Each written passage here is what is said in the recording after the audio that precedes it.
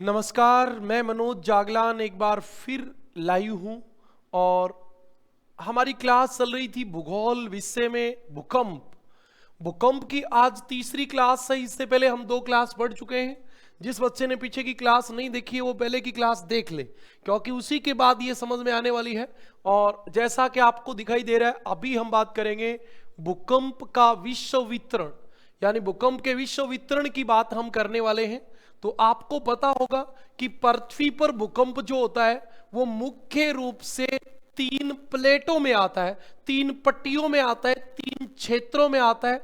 और वो 3 क्षेत्र कौन कौन से हैं वो आप देखोगे तो आपको पता चलेगा कि आपका एक क्षेत्र तो ये वाला है जिसका नाम होता है परिप्रशांत मेखला। ये वाला क्षेत्र होता है, इसका नाम क्या होता है? परिप्रशांत मेखला। ये होता है, ये आपका होता है, इसका नाम है परिप्रशांत मेखला। और इसमें भूकंप के साथ साथ विश्व के 2/3 भूकंप और ज्वालामुखी दोनों आते हैं। और ज्वालामुखी आने से चारों ओर ऐसे आग हो जाती है, आग चारों ओर आग निकलती हुई दिखाई देती है। और इसलिए इसको रिंग ऑफ फायर भी कहते हैं, रिंग ऑफ फायर। अब आपके दिमाग में आ रहा होगा सर इतने भूकंप यहां आते क्यों हैं? तो आपको पता होना चाहिए ये भारतीय और ऑस्ट्रेलियन प्लेट है। ये भारतीय और ऑस्ट्रेलियन प्लेट का किनारा है और ये प्लेट इस प्रशांत के टक्कर मारती है। इस यूरेशियन प्लेट का यहां किनारा है, ये भी टक्कर मारती है। उत्तरी अमेरिकन प्लेट भी टक्कर मारती है और दक्षिण अमेरिकन प्लेट भी टक्कर मारती है। और आपको पता है जहां प्लेटें टक्कर मारेंगी वहां क्या आएगा? भूकंप। विश्व के सबसे ज्यादा 2/3 भूकंप और ज्वालामुखी परिप्रशांत पेटी में आते हैं। और इसी पेटी में आपका ये वाला देश है जापान। जापान जहां प्रति वर्ष 1500 भूकंप आते हैं और इसलिए जापान को भूकंपों का देश कहते हैं। ये आपकी बात है। अभी आपको बताऊंगा कि यहां भूकंप ज्यादा क्यों होते हैं। नंबर 1 प्लेटों का किनारा है, नंबर 2 जल और स्थल का मिलन बिंदु है। जहां जल और स्थल मिलते हैं वहां पानी धरातल के अंदर चला जाता है, फिर वो धरातल को फाड़ के बाहर आता है ज्वालामुखी के रूप में, तो भूकंप आएगा। ज्वालामुखी ज्यादा आती है, प्लेटों के किनारे हैं, ये सब आपके रीजन से। अब दूसरी आपको पेटी का पता होना चाहिए, वो यहां से शुरू होती है, यहां से शुरू होती है, भूमध्य सागर से होती हुई, ईरान इराक से होती हुई, देखो यहां से, और ये पेटी यहां से इधर आ जाती है। और इस पेटी का नाम होता है मध्य महाद्वीपीय पेटी। मध्य महाद्वीपीय पेटी, इसको भूमध्य सागरीय पेटी भी कह देते हैं। और ये आपकी भूमध्य सागर, ईरान इराक, हिमालय पर्वत से होती हुई, अंडमान निकोबार से होती हुई इंडोनेशिया में जाके परिप्रशांत पेटी में मिल जाती है। और तीसरी आपकी पेटी है ये वाली, देखो ये रही। और शायद आपको पता भी है क्योंकि अभी आपने महासागर टॉपिक भी पहले कभी पढ़ा है, तो आपको पता है कि ये प्लेट ऊपर जा रही है, ये एशिया वाली इधर जा रही है, तो यहाँ प्लेटें एक दूसरे से दूर जा रही हैं। और दूर जाने से यहाँ आती है ज्वालामुखी दरारी उद्भेदन वाली, और ज्वालामुखी आएगी तो ज्वालामुखी के साथ भूकंप भी आएंगे। और इस पेटी का नाम होता है आपका मध्य अटलांटिक कटक। ये मध्य अटलांटिक कटक है। ये विश्व में 3 सर्वाधिक भूकंप वाली पेटी है आपकी, तो ये आपको पता रहना चाहिए। उससे पहले आपको पता होना चाहिए विश्व के 50% भूकंप, विश्व के 50% भूकंप नवीन वलित पर्वतों के सहारे आते हैं। नवीन वलित पर्वतों के सहारे आते हैं, ठीक बात है भी। नवीन वलित पर्वतों के सहारे आते हैं, मतलब वलित पर्वत कहां बनेंगे? जहां 2 प्लेटें टक्कर मारेंगी और उसके बीच में मुड़ेंगे। तो आपने प्लेट विवर्तन की सिद्धांत पढ़ा है, जहां प्लेटें टक्कर मारेंगी वहां तो भूकंप आएगा ही, बिल्कुल आएगा। यहां विश्व के 40% भूकंप महाद्वीप एवं महासागरों के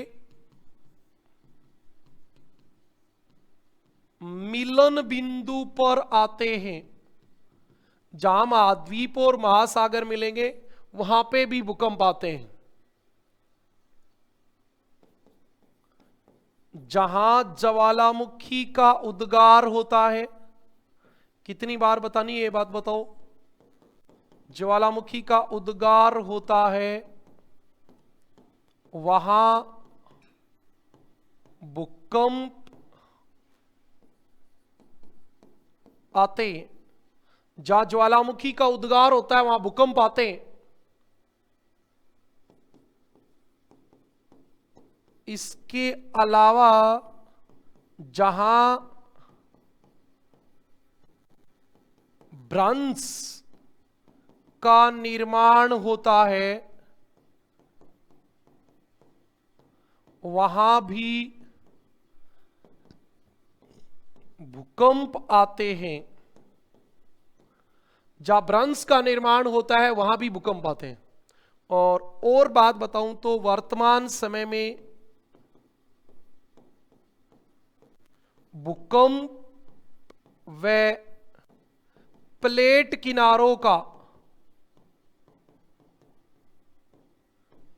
किनारों का घनिष्ठ संबंध है। घनिष्ठ संबंध है, ये बात भी सही है भी। और आजकल अधिकांश भूकंप प्लेटों के किनारों पे आते हैं। आपको अब आपको पता होना चाहिए मुख्य क्षेत्र कौन से विश्व में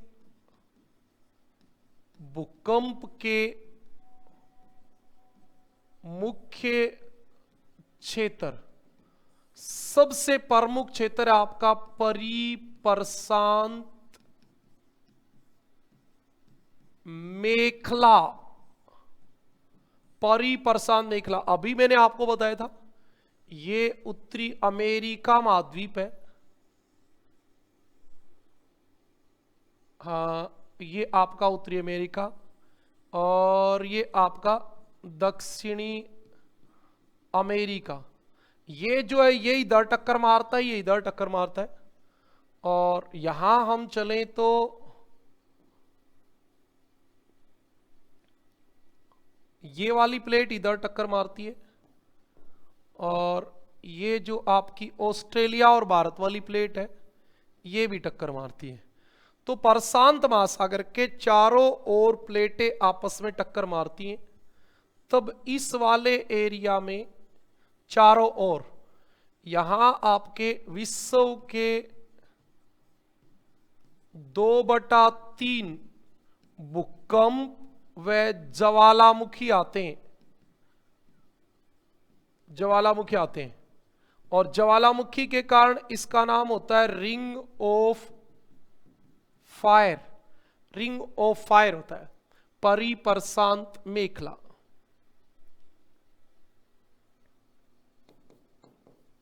विश्व के लगभग 2/3 भूकंप व ज्वालामुखी इसी पेटी में आते हैं। ये तो विश्व वितरण है, इसमें क्या ज्यादा जोर की बात है। इसे अग्निवल्य पेटी या रिंग ऑफ फायर कहते हैं। इसे अग्निवल्य पेटी या रिंग ऑफ फायर कहते हैं। कहां कहां फैली है बताओ? ये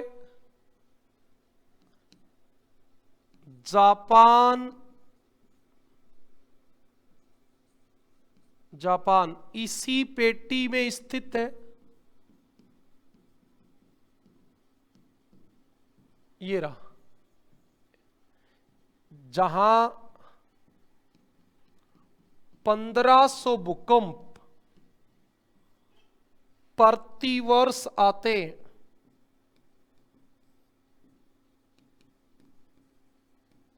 अतः जापान को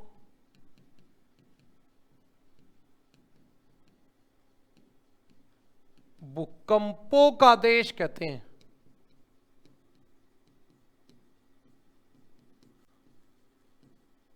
जापान को भूकंपों का देश कहते हैं। ये बिल्कुल सही बात है भी, क्योंकि जापान में 1500 भूकंप आएंगे तो जापान का नाम क्या हो गया? भूकंपों का देश हो गया। अब सवाल आ जाता है अगला,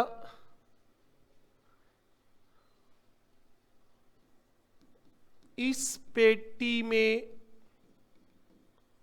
भूकंप आने के कारण, कौन सी पेटी में? परिप्रशांत मेखला में आपके सामने है। ये दो भाग बन जाते हैं इसके।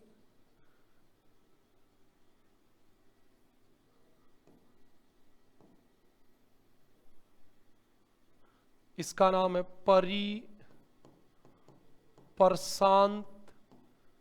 मेखला। क्यों?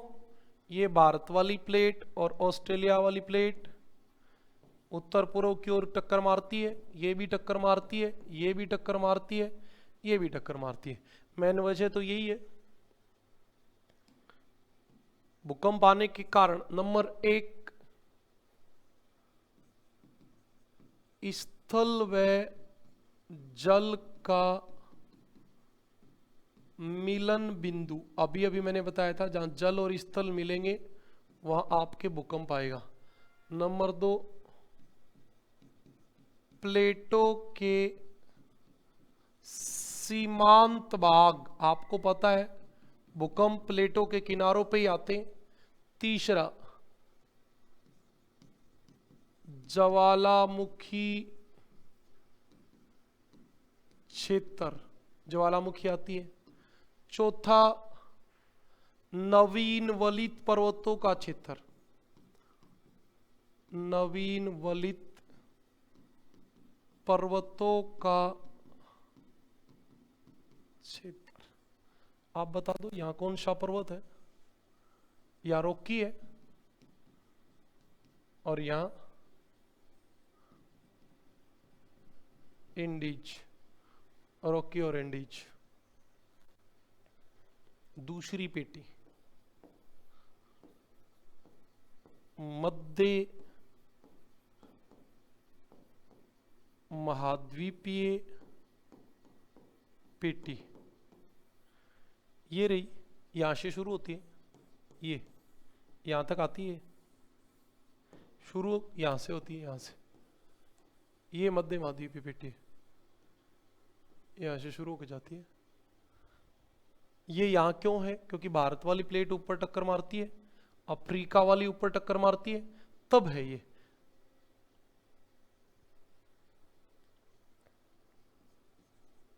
इसे भूमध्य सागरीय पेटी भी कहते हैं, क्योंकि भूमध्य सागर से शुरू होती है। विश्व के 21% भूकंप आते हैं। यहां विश्व के कितने भूकंप आते हैं? 21%। हाँ, अगली बात अगले पेज पे लिखूंगा फिर। ये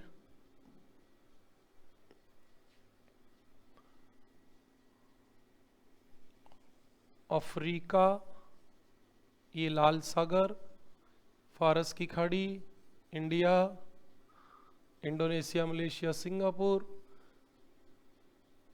ये आपका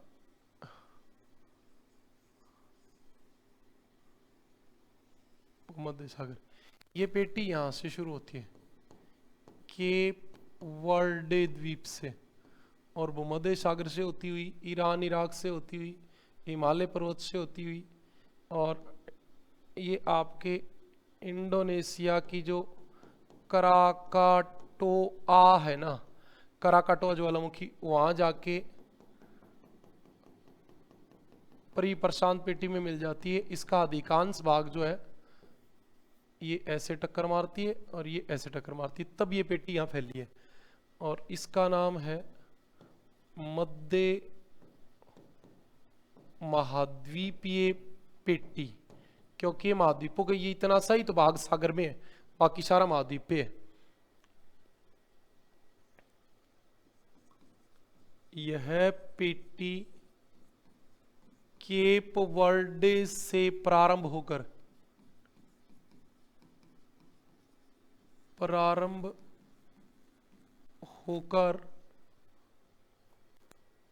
Italy,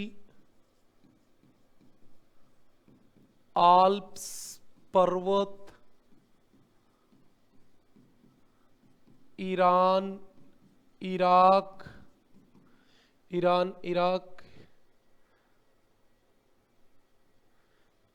Asia Minor, Hindu Kush पर्वत, इसी में तो है वो हिंद कुश पर्वत जहां संतुलन मूलक भूकंप आते हैं, हिमालय पर्वत,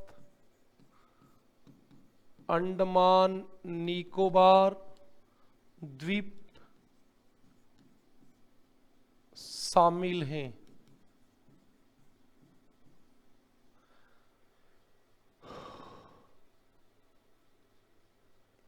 एक बहुत काम की बात क्या है, भारत के भूकंप क्षेत्र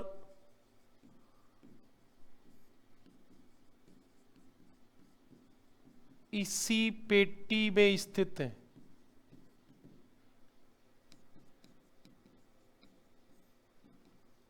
भारत के भूकंप क्षेत्र इसी पेटी में स्थित है।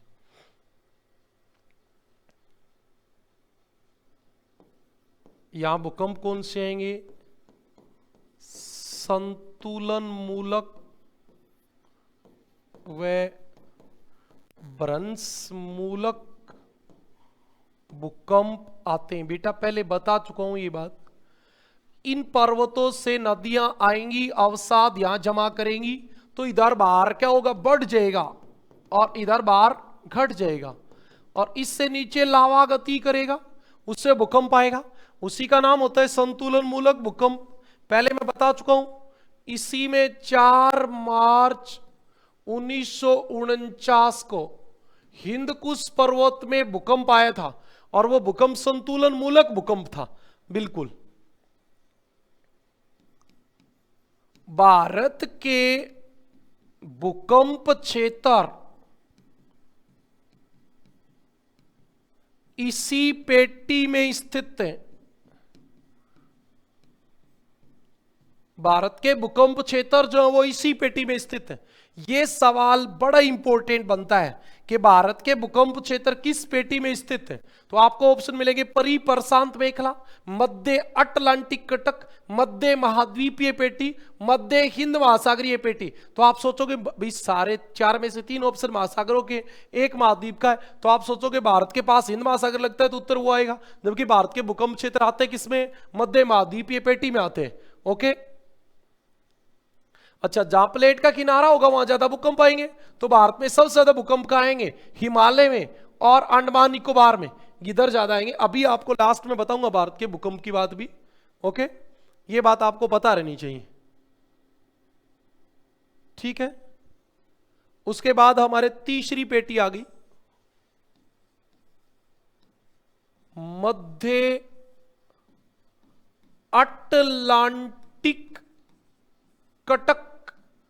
बहुत आसान सी बात है, इसमें तो सोचने वाली कोई ज्यादा बड़ी बात है ही नहीं। हमने पहले ही नंबर पे आपको ये बता दी थी कि आप देखो ये वाली प्लेट इधर जा रही है, ये वाली इधर जा रही है, तब यहां लंबी दरार से लावा बाहर आ रहा है, और ज्वालामुखी जहां आएगी वहां भूकंप आएगा। कॉमन सेंस है। ये आपकी पेटी है मध्य अटलांटिक कटक।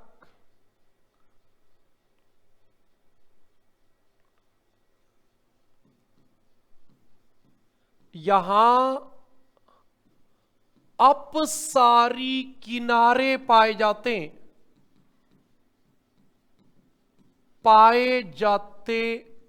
हैं, जिनके सहारे जिनके सहारे दरारी उद्भेदन वाली ज्वालामुखी आती है, जिनके सहारे दरारी उद्भेदन वाली ज्वालामुखी आती है, अतः ये किनारे भूकंप की दृष्टि से संवेदनशील हैं। भूकंप की दृष्टि से संवेदनशील है। अच्छा, एक बात और याद रखनी है, इसमें सर्वाधिक भूकंप भूमध्य रेखा पर आते हैं, भूमध्य रेखा पर आते हैं। इसमें सर्वाधिक भूकंप भूमध्य रेखा पर आते हैं। अब हम बात करेंगे भूकंप के प्रभाव। बेटा लिख देता हूं, क्या इसमें कोई बहुत विशेष बात तो मुझे लगती नहीं है।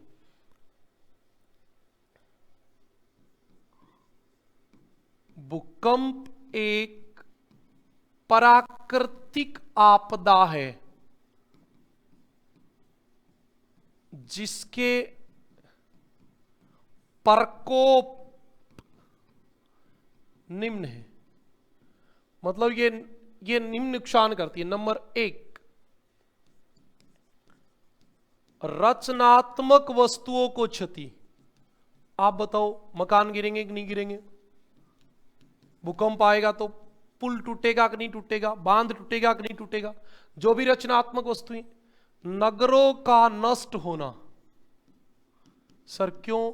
बेटा नगर जो होते हैं उनमें बिल्डिंग ज्यादा मंजिली होती है, एक गिरेगी नीचे वाली अपने आप गिर जाएंगी। गांव में ऐसा नहीं होता। भूस्खलन, लैंडस्लाइड हो जाती है, उत्तराखंड में ज्यादा होती है। उसके बाद आग लगना, आग लगना। अभी भूकंप आ जाए, जिसके चूल्हे में आग जल रही है वो बुझाएगा या वैसे भागेगा? वैसे ही भाग जाएगा। तो उसके ऊपर जो भी गिरेगा आग लग जाएगी। बांध का टूटना, यह बात भी सही है। बाढ़ का प्रकोप, अब ऊपर वाला बांध टूटेगा तो बाढ़ तो आएगी। हिमस्खलन, लैंडस्लाइड के अलावा आपकी बर्फ है तो वो भी क्या आ जाएगी? नीचे आ जाएगी। एक सुनामी की उत्पत्ति, याद करते रहो भाई। सुनामी की उत्पत्ति। और बताओ। हाँ, एक धरातल में अवतलन एवं उत्थान। भूकंप से कई बार कोई भाग नीचे धंस जाता है, कई बार कोई ऊपर उठ जाता है।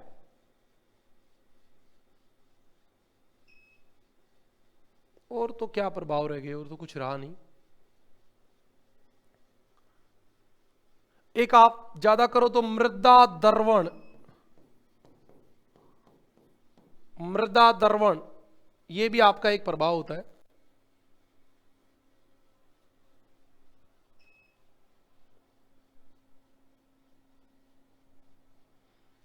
मृदा द्रवण। अच्छा, इसके बाद हम जो बात करेंगे वो सकारात्मक प्रभाव की बात करेंगे।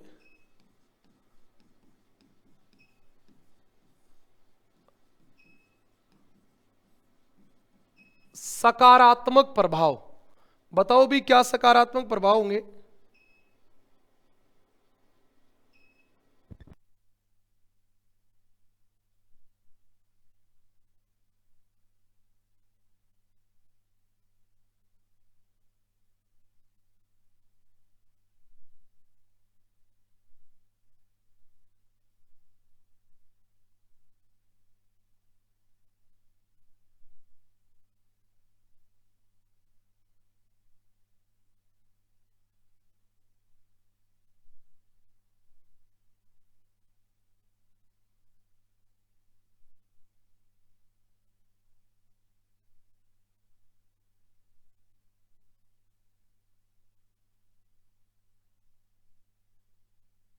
दोबारा से आप जुड़िए बात को, एक बार थोड़ी सी समस्या हो गई थी।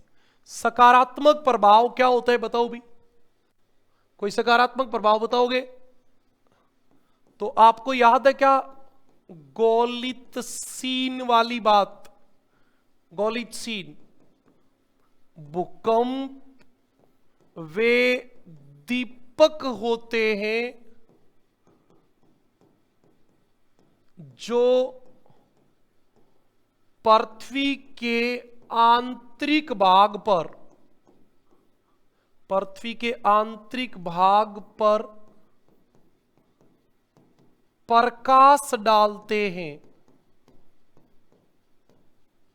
भूकंप वे दीपक होते हैं जो पृथ्वी के आंतरिक भाग पर प्रकाश डालते हैं। एक पॉजिटिव प्रभाव यह होता है, नवीन स्थलाकृतियों का निर्माण, नवीन स्थलाकृतियों का निर्माण। हमारे भारत में एक स्थलाकृति बनी थी,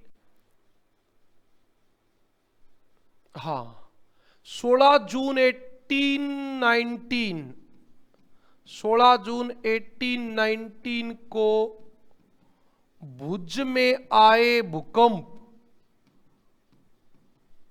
भूकंप के कारण, भुज में आए भूकंप के कारण 24 किलोमीटर लंबा भाग,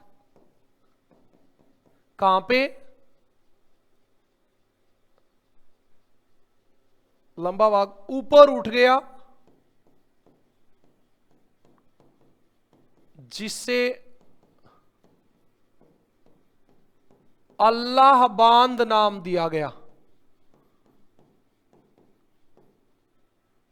दिया गया। ये कोई ऐसी स्थलाकृतियां बन जाती हैं, कोई भाग ऊपर उठ जाता है, समुद्र से द्वीप बाहर आ जाता है, ऐसा कुछ हो सकता है। अच्छा, फिर आप देखिए भूकंप छाया क्षेत्र, इसमें आपको मैं दोनों बातें पहले बता चुका हूं।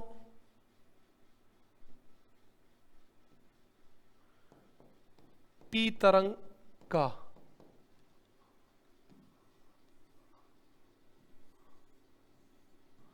ये तरल है, एस तरंग का ये भूकंप मूल 105 डिग्री, 105 डिग्री, इससे ऊपर एस तरंग प्रत्येक स्थान पे आएगी, इससे ऊपर S S S S S S S, लेकिन यहां नहीं आएगी। ये 40% भाग जो होता है वो भूकंप छाया क्षेत्र होता है। इधर आप देखोगे तो पी तरंग जो है वो इधर तक आएगी, फिर इसके बाद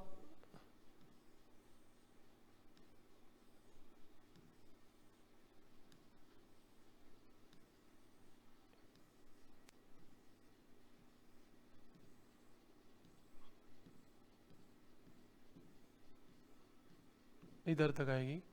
ये सब P P P P P P P P P P, ये यहां आएगी 105 डिग्री तक, इधर आएगी 145 डिग्री तक, इधर आएगी 105 डिग्री तक, इधर आएगी 145 डिग्री के बीच। तो ये वाला क्षेत्र भूकंप छाया क्षेत्र होता है। ये हम लगा भी सकते हैं, लेकिन उसकी बजाय ज्यादा कारगर रहता है आपको जब हम काम करते हैं तब। पृथ्वी पर भूकंप अधिकेंद्र से, अधिकेंद्र से 105 डिग्री से 145 डिग्री के बीच कोई भूकंपीय तरंग, कोई भूकंपीय तरंग अंकित नहीं की जाती है। अतः इस क्षेत्र को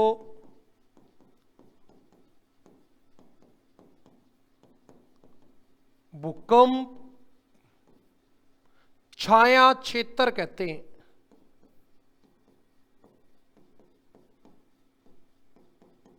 इस क्षेत्र को भूकंप छाया क्षेत्र कहते हैं। इतनी काम की बात है, पृथ्वी पर भूकंप छाया क्षेत्र है कहां?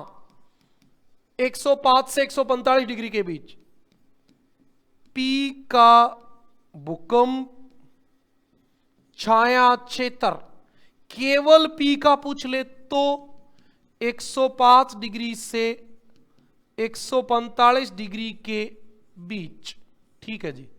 और मान लो एग्जामिनर पूछ ले एस का भूकंप छाया क्षेत्र 105 से 105 डिग्री के बीच।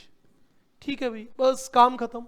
या आगे तरल आ गया तब नहीं आई, और इसको आवर्तन और परावर्तन कर दिया गया। आवर्तित और परावर्तित होने के कारण ऐसा हो गया। ये आपकी भूकंप छाया क्षेत्र था।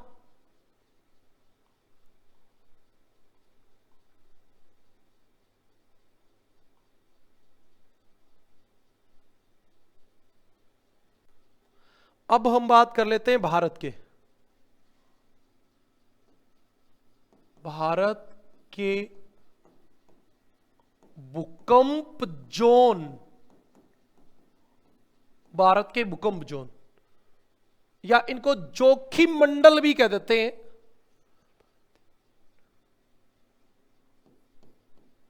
भारतीय मानक ब्यूरो ने भारत को, पूरे भारत को 4 भूकंपीय क्षेत्रों में बांटा है। 4 भूकंपीय क्षेत्रों में बांटा है। सही बात है भाई। ये कौन कौन से जोन है? जोन सबसे पहले हमारे आता है 2, जोन 2। फिर हमारे आता है जोन 3। फिर हमारे आता है जोन 4। फिर हमारे आता है जोन 5। ये हमारी बात है।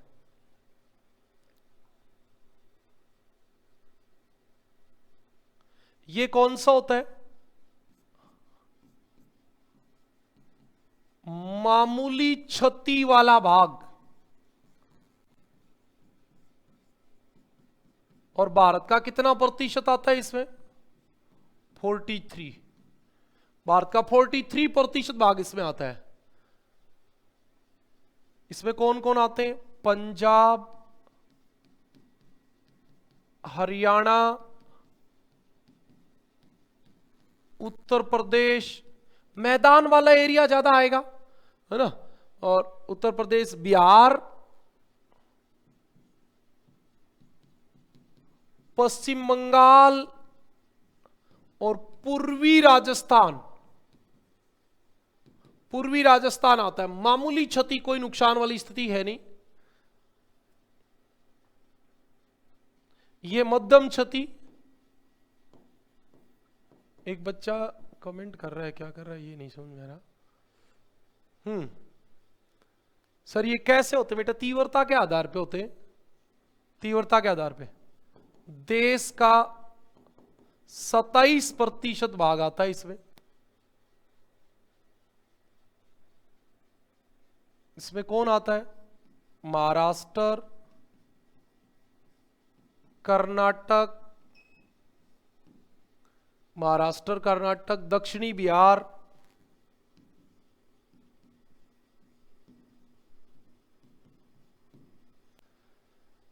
और केरल और कर्नाटक का तटीय भाग।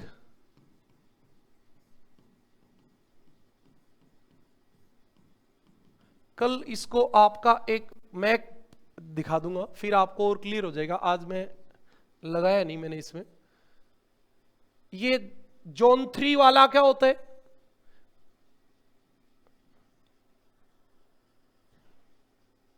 जोन 4 वाला,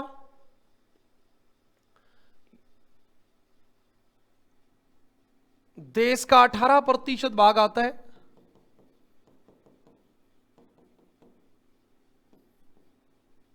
ये कौन कौन सी में आएगा? तीव्र प्रबलता का क्षेत्र हो जाएगा। इसका आपको थोड़ा पता भी होना चाहिए कौन कौन सा आता है। इसमें जम्मू कश्मीर आएगा, हिमाचल प्रदेश आएगा, उत्तरी पंजाब व हरियाणा आएगा, क्योंकि वो प्लेट के ज्यादा नजदीक हो जाएंगे ना, तब आएगा। और दिल्ली आ जाएगी, दिल्ली, और सिक्किम भी आ जाएगी, सिक्किम, मतलब प्लेट के आसपास वाला भाग। और इसमें कौन आएगा? अत्यधिक जोखिम वाला भाग।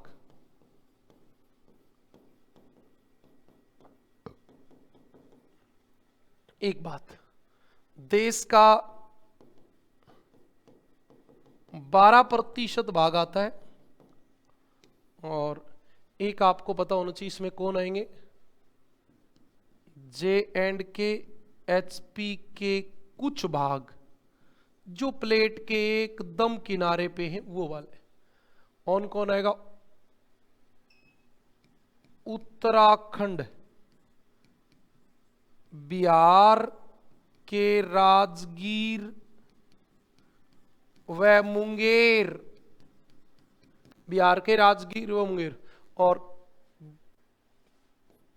गुजरात के कच्छ कारण, और उत्तर पूर्वी भारत।